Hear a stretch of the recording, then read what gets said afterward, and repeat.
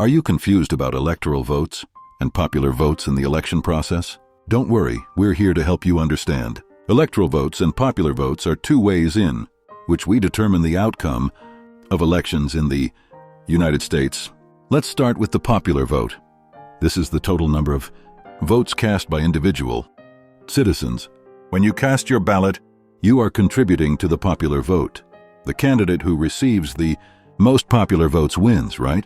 Well, not exactly. Here's where the electoral vote comes into play.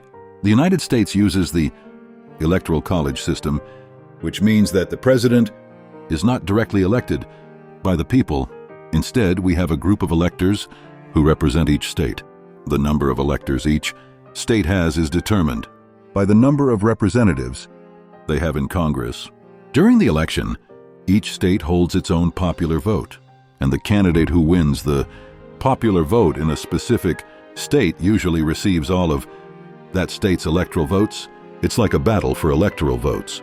Now, you may be wondering how unregistered people can alter the results. Well, it all comes down to the census. The census is a count of every person living in the United States, citizens and non-citizens alike. Included in the census, it can lead to an overcount and affect the allocation of electoral votes, undermining the American voting. Pile-ups and hot zones, data for determining the number of representatives each state has in Congress, and consequently, the number of electoral votes. So if unregistered people are counted, it can change the distribution of electoral votes and ultimately impact the election outcome.